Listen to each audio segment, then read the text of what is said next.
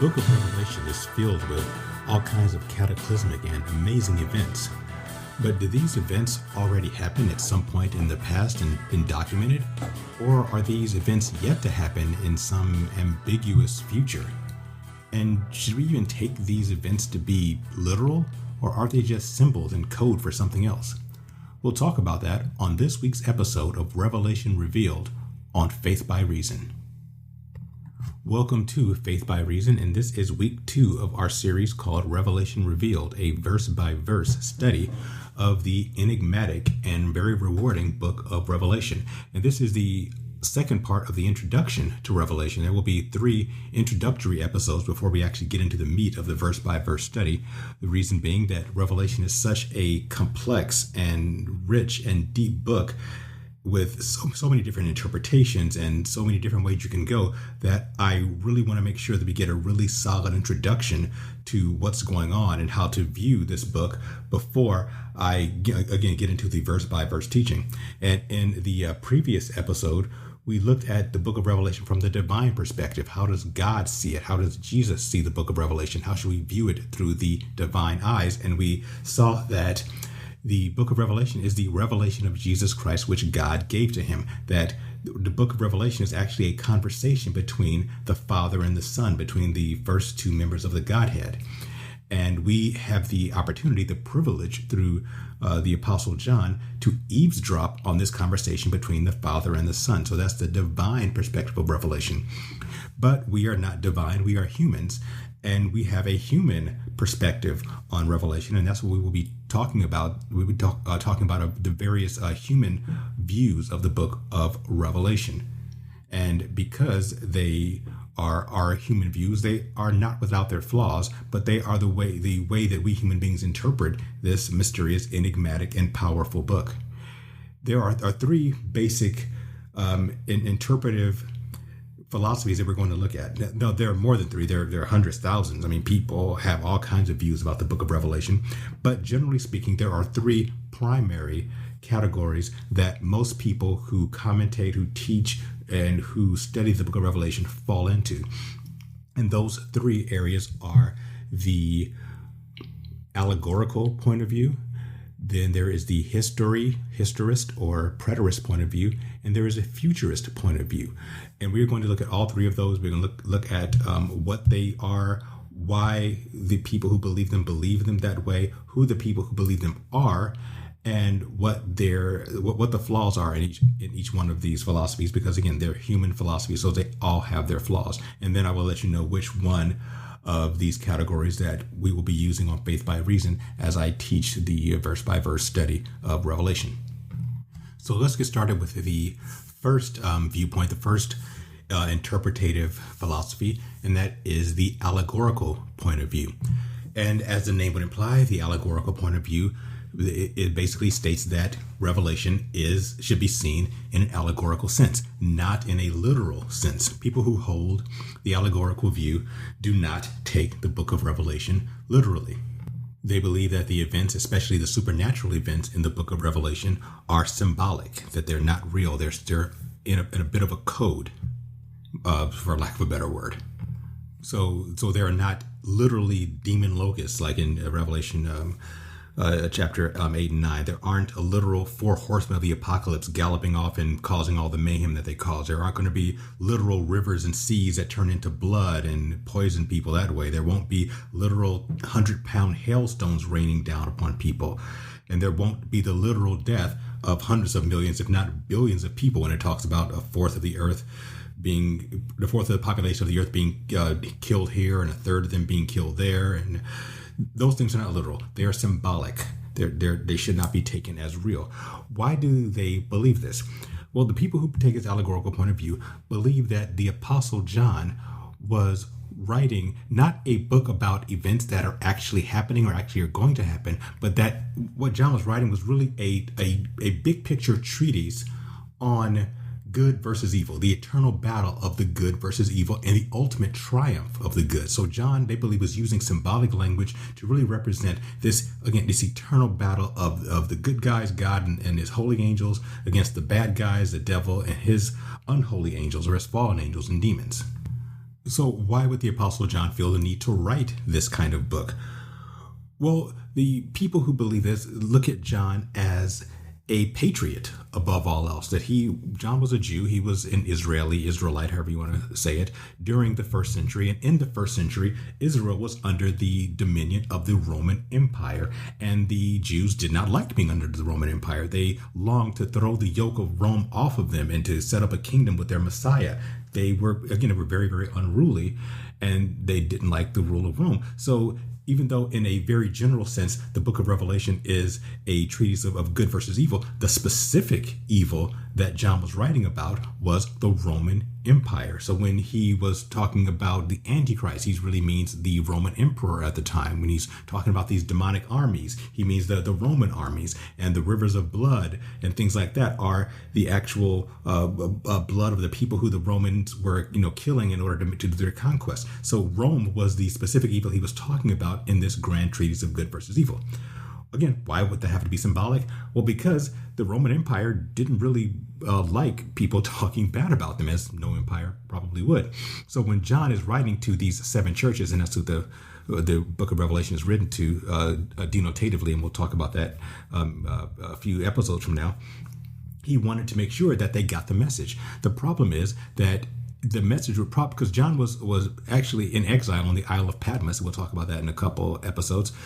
For being a Christian, for speaking out against, for speaking in favor of a religion, or what they called a religion, or a belief system that was counter to the Roman paganism. He was imprisoned, or actually exiled on Patmos, and he wrote these letters, and he wanted to get them to the 7 churches.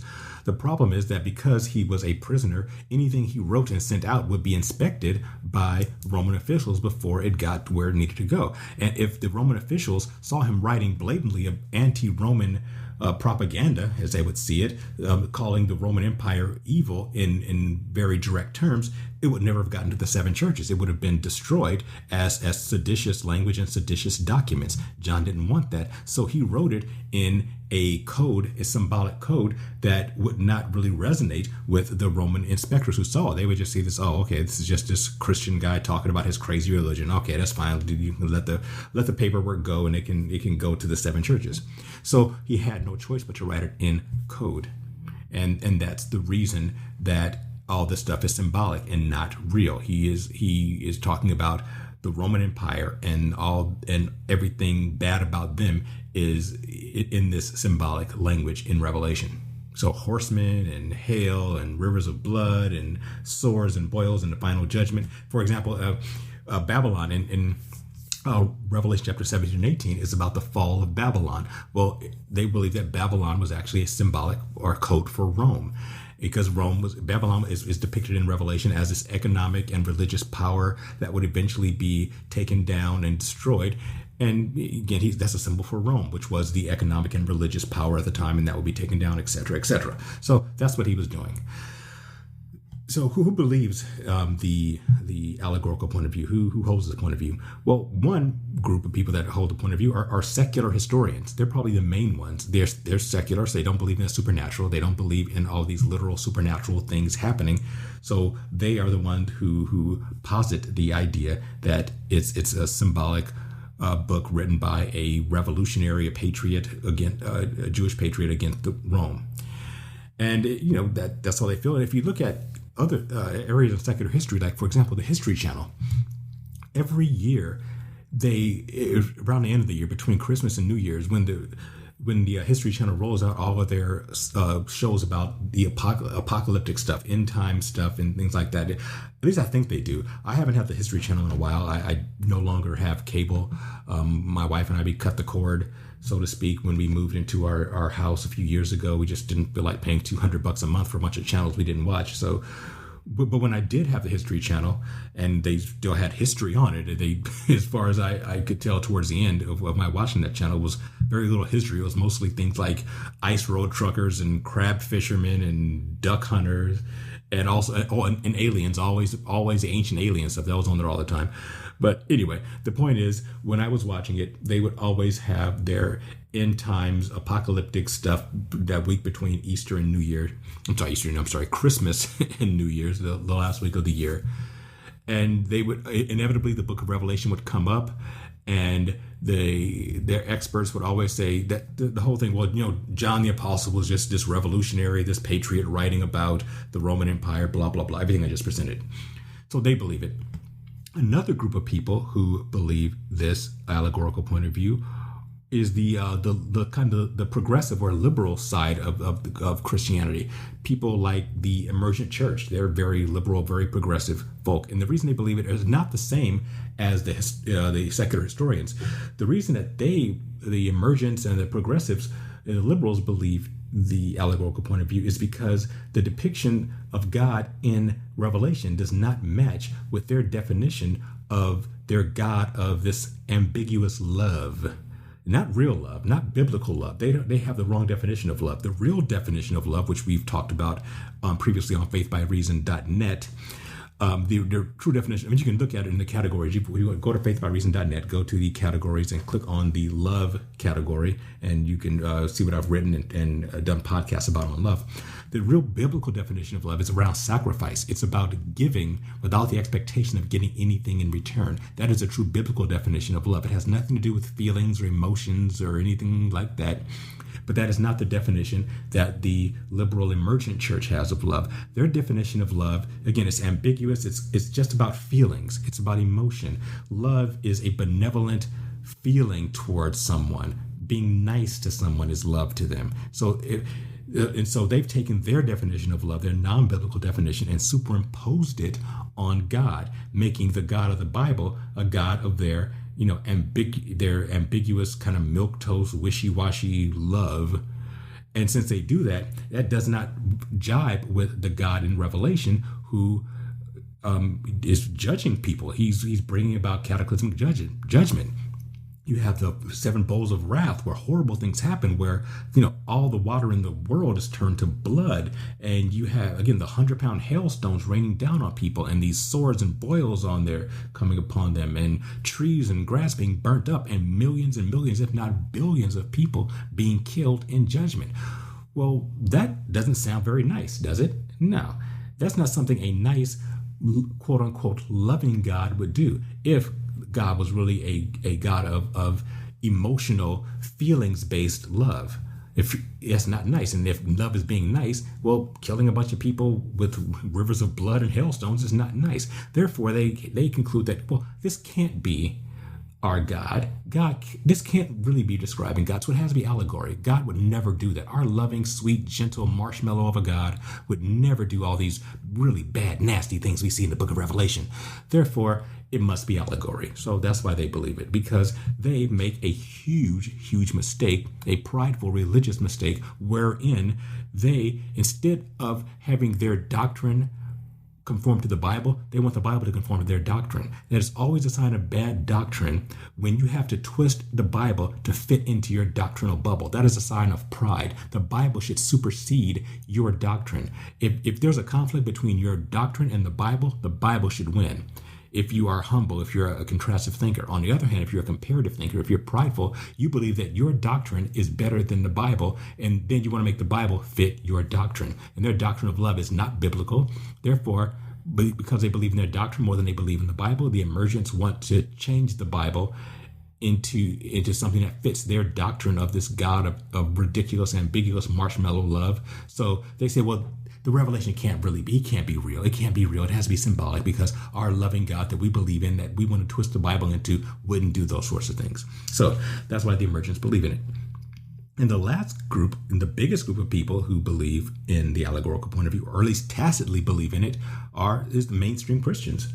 The mainstream church takes an allegorical point of view, not directly the way the secularists and the emergents do. No, they just don't teach Revelation. The average mainstream church stays as far away from Revelation as it possibly can. They never teach it. When was the last? If you go to a mainstream church, ask yourself, when was the last time you heard Revelation preached? Not just the first 3 chapters. I mean, the hardcore stuff, chapters 6 through 19. You probably haven't. And if you ignore something, then you're pretending it doesn't exist. And if you pretend it doesn't exist, then it's technically an allegory. So the mainstream church, a Christian church in America, in the West, takes the allegorical point of view. What are the problems with the allegorical point of view? Well, there are a few. The main problem that I'll just focus on is the fact that if the allegorical point of view is true, then it renders Revelation meaningless. It's just a bunch of symbols. It's just a bunch of code words about this ambiguous war between good and evil that good will eventually triumph over. Okay, great. Big deal. How does that affect my life?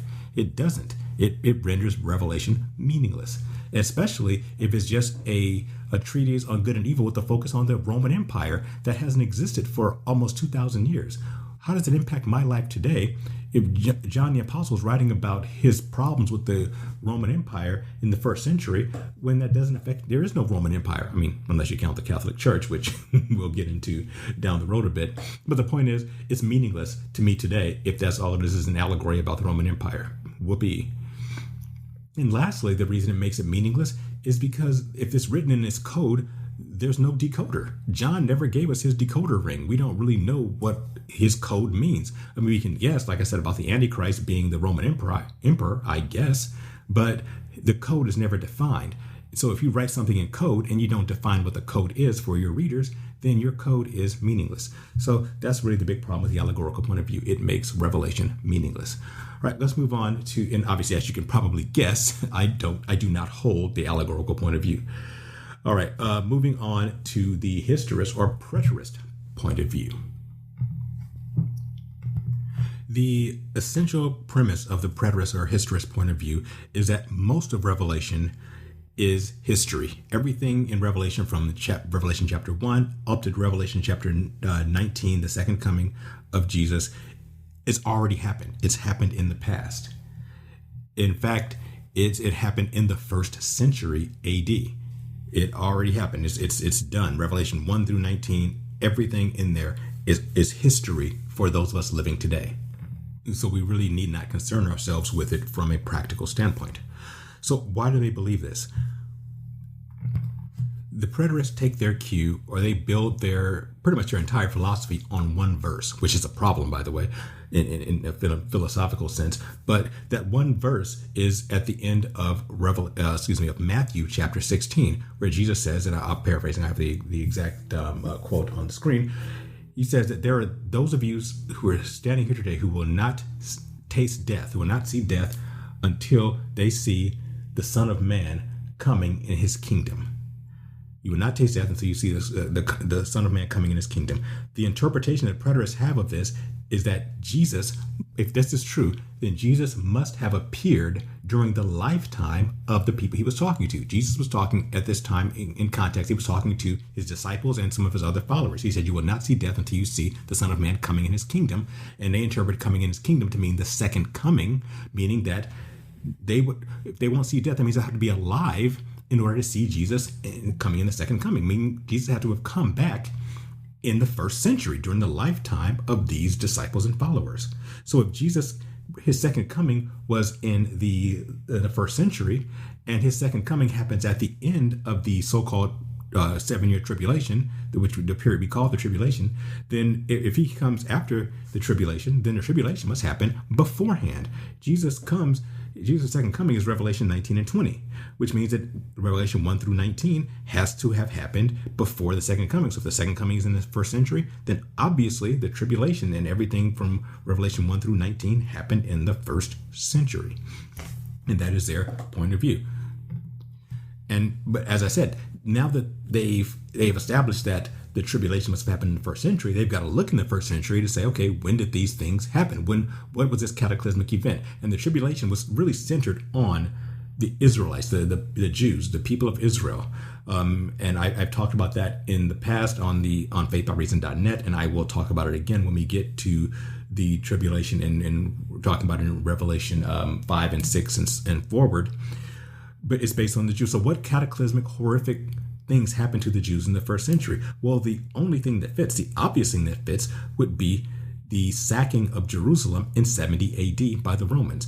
In 70 AD, 3 Roman legions completely destroyed Jerusalem. The reason being that Israel was part of the Roman Empire. It was really in the boondocks of the Roman Empire. It was in the backwater area. It wasn't a prominent part of the empire. Israel was basically a buffer state between the Roman and Parthian empires, the Parthian Empire being around the area of Persia and towards present-day Jordan. And Israel was kind of a buffer state between these two empires. So it wasn't some place, again, that Rome spent a lot of time in or had a lot of value in. However, the Jews in Israel were very rebellious. They were always causing insurrections. And Rome would have to send their troops all the way across the empire to this backwater in order to put down their little insurrections, and they kept doing it over and over again. And finally, Rome just got tired of it. They said, we're done with dealing with these Jews. And they had 3 Roman legions led by Titus Vespasian, son of the emperor. And he went down there and they just destroyed Jerusalem. It was brutal. They killed tens of thousands of Jews. They destroyed the city completely. They completely demolished the holy temple of God. They just destroyed it.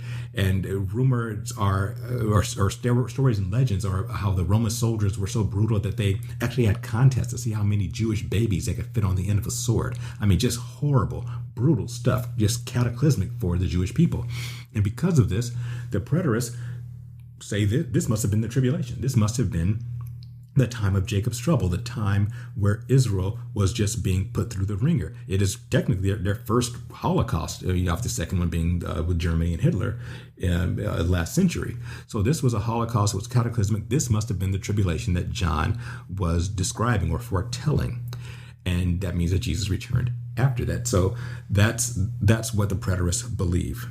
I mean, Israel was completely destroyed. It was literally wiped off the map. I mean, after Israel was destroyed, they even changed the name of it from Israel. The Romans did, from Israel to Palestinia. That's where we get the word Palestine, by the way. Palestine does not have an Arabic root. Palestine has a Latin root. It's not. That's why when someone says, I'm a Palestinian, I'm like, no, there's no such thing as a Palestinian. There's never been an independent nation in the history of the earth called Palestine. Palestinia is a name that Rome gave to the area in order to insult the Jews. You see, they decided after they destroyed Israel, they decided to rename Israel after the ancient enemies of Israel, the Philistines. But the Philistines didn't exist anymore. They had been wiped out centuries earlier. There was no such thing as a Philistine. But the word Philistine in Latin, the language of the Romans, was Palestinia. So they renamed it Palestinia, which we call Palestine. And so, yeah, I'm getting into geopolitics, but it's just silly when you have we're Palestinians. No, you're not. Before Israel became a nation in the 1940s, there was no one ever called themselves a Palestinian. You will find no one who referred to themselves as a Palestinian before 1948. It's all politics, but it's neither here nor there. So John was describing the sack of Jerusalem as the tribulation. The Antichrist was actually Titus Vespasian. He roamed all the demonic armies he was describing was actually the Roman army. So again, you can see that the preterists have some things in common with the allegorical people. But that's really what they're saying. And of course, at the end of this, they believe that Jesus came back. He came back at the end, as he had to come back in the first century in order to fulfill Matthew 16. Now, who takes his point of view? Who believes this? Well, obviously, the preterists. The preterists are a group of people, a very small group, and not a ton of people believe this, but the preterists are a very small but very, very vocal and very prominent small group of Christians. They have they have tons of websites, they have radio shows, they publish a ton of books. They are very, very passionate about what they believe. They will argue with you at the drop of a hat, and they will get into some serious, vigorous arguments against you. I've gotten into a few of them myself where they just get pretty nasty when you doubt their point of view.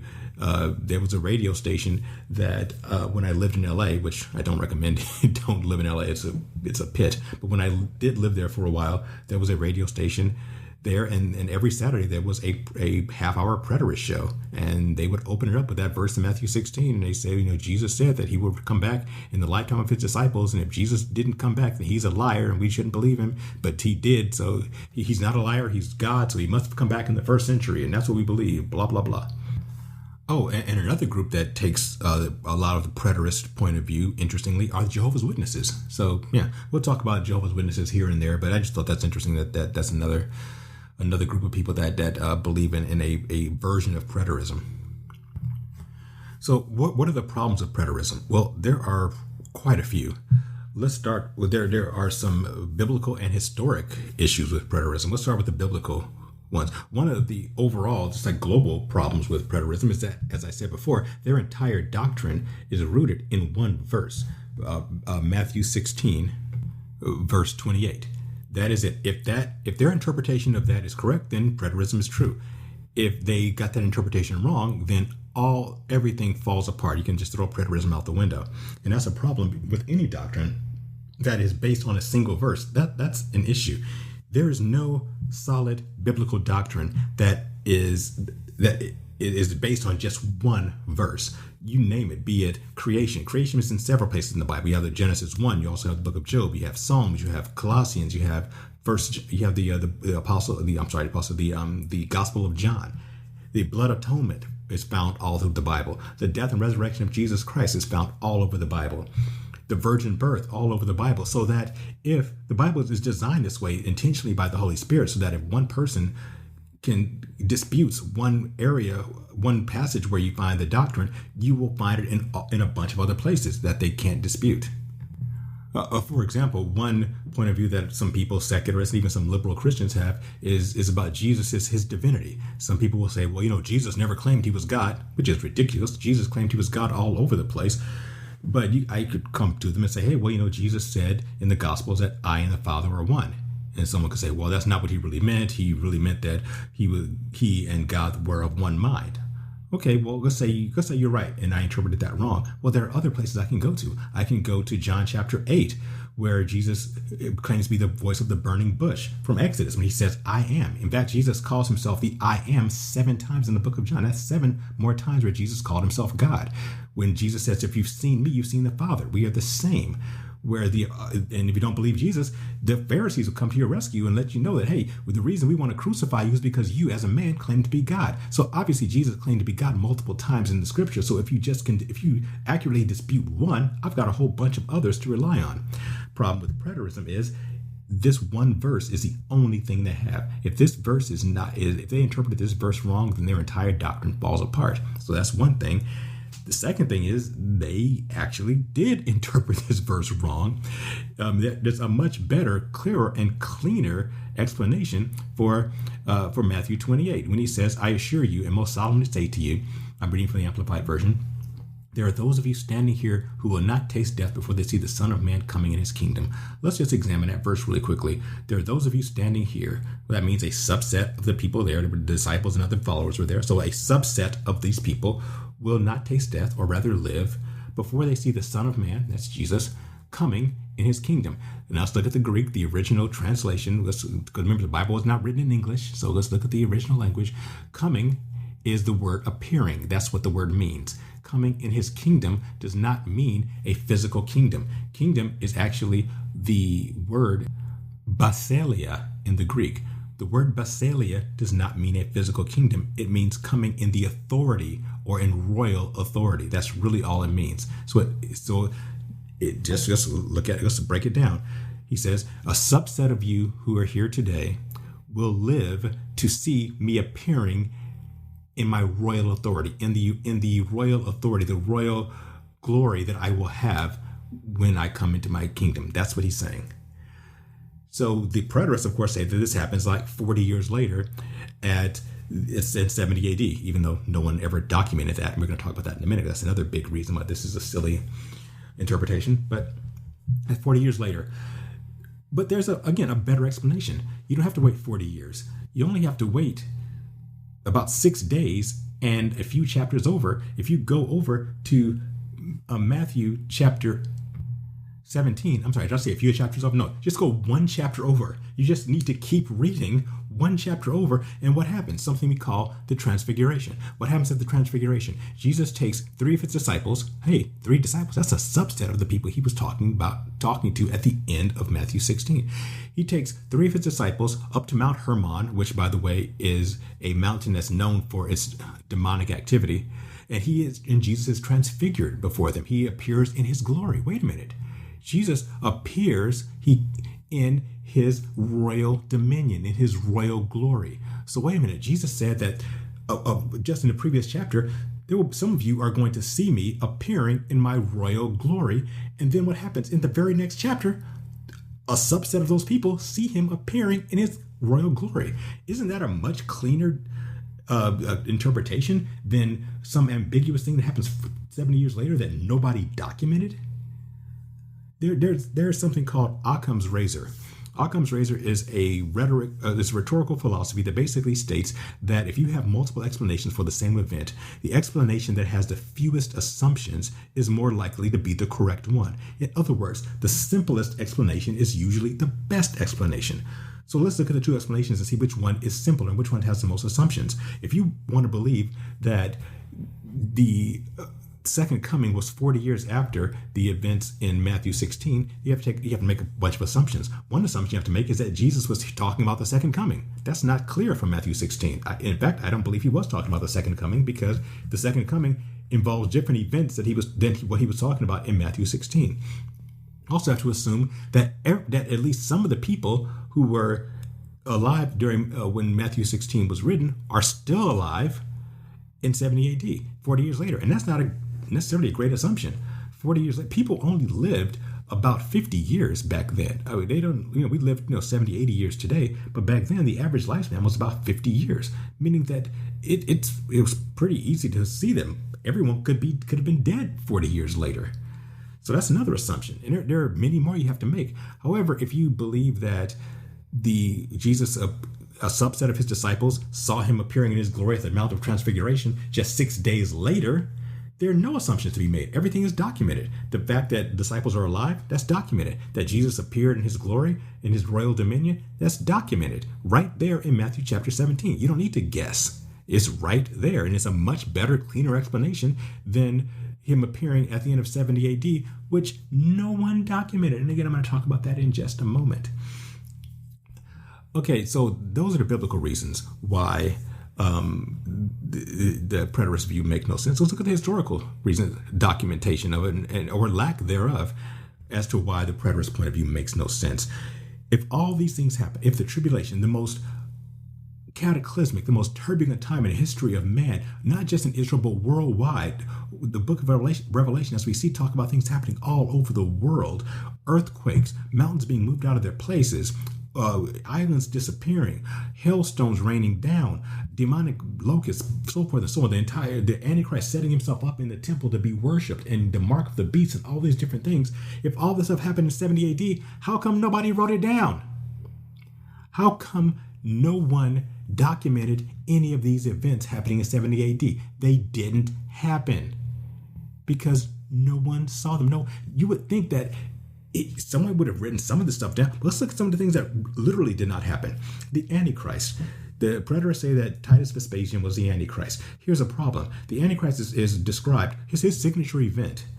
That's documented in the book of Daniel, that Jesus talks about, that Paul talks about, is that he will go into the temple of God and proclaim himself to be God and make people take this mark in their right hand or their forehead. Titus Vespasian didn't do that. He didn't make himself God.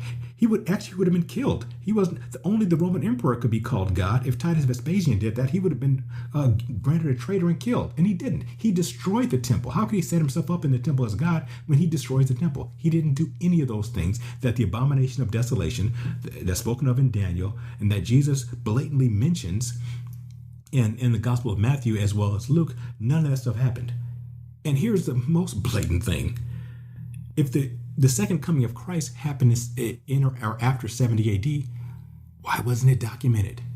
The second coming of Christ is arguably the most important event in all of human history, and not a single person decided to jot it down?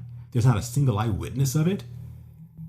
Preterism is silly. It's a pretty ridiculous theory. I could go on and on, but I'm not going to because we're running out of time. I'm already past the 30-minute mark.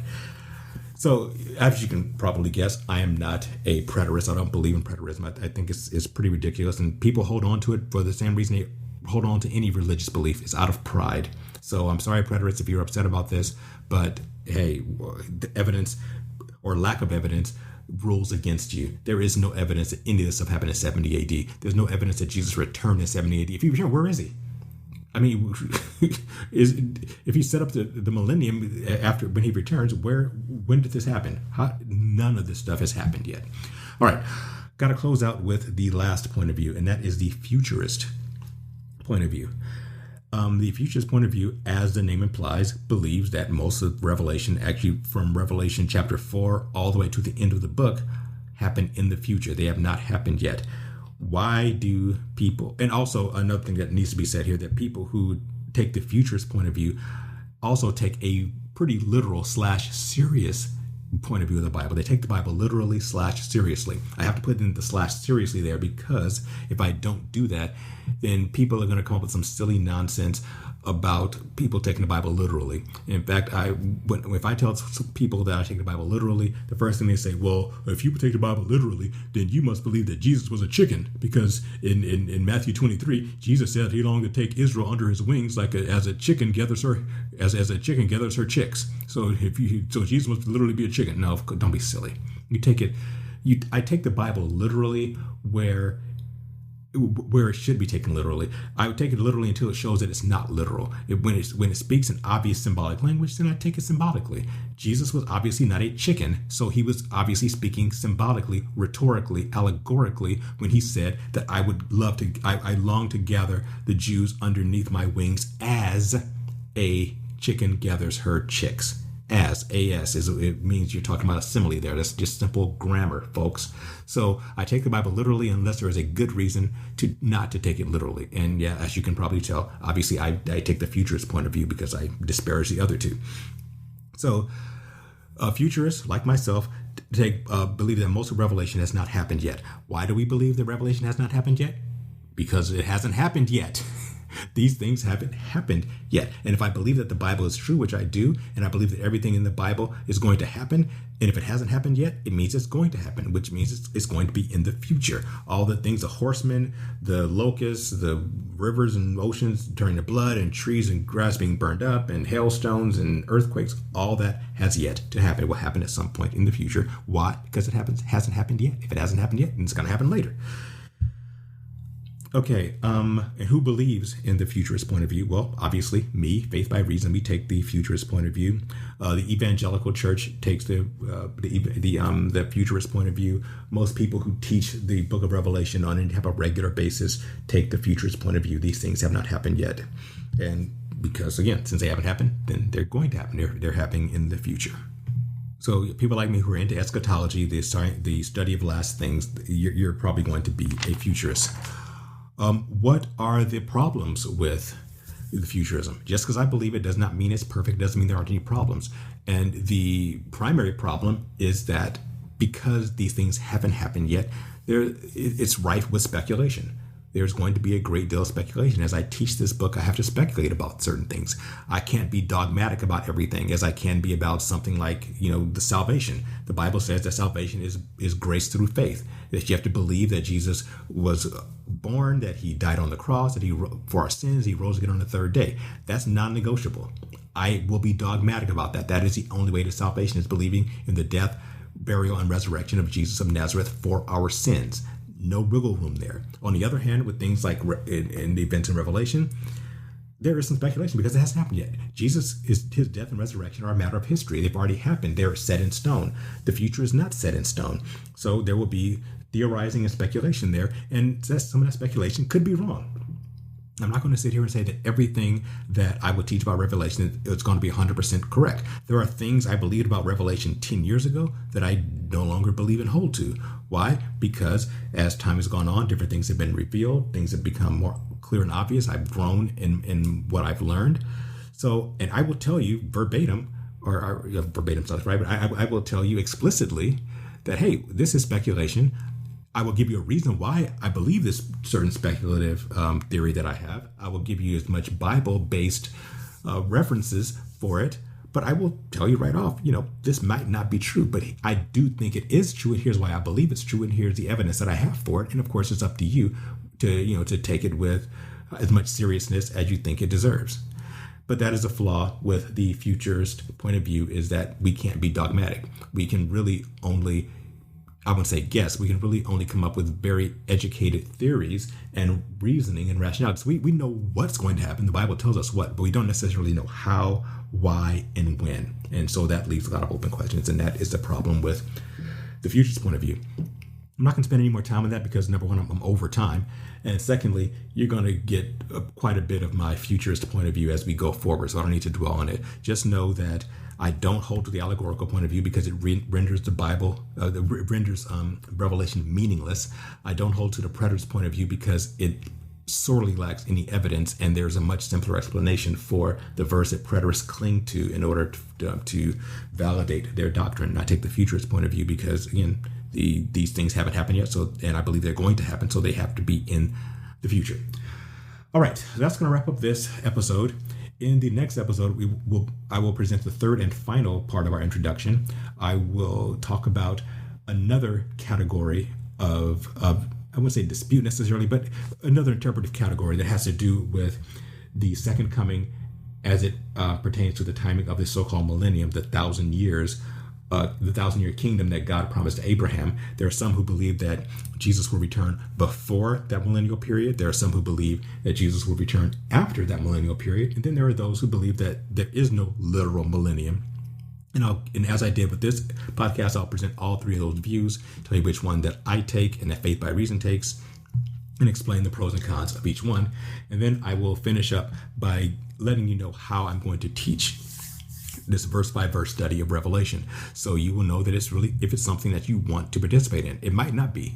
I mean, if you are just vehemently against the positions that I take, then there's no point in listening to this, because you're just going to get upset and you're going to become argumentative, and just don't bother. I mean, if you want to listen, I'm not going to stop you. If you have an allegorical or preterist point of view and you still want to keep listening after I've pretty much made it clear that I don't take those points of view, totally up to you. I can't stop you from listening, but just know it's going to upset you. And if you can like listen with an open mind or an open heart to someone else's point of view, then that's great. You're probably only 1% of the population or have the ability to do that. But if you do, that's great, and I applaud you for it. But just know it's going to be a different point of view than you have.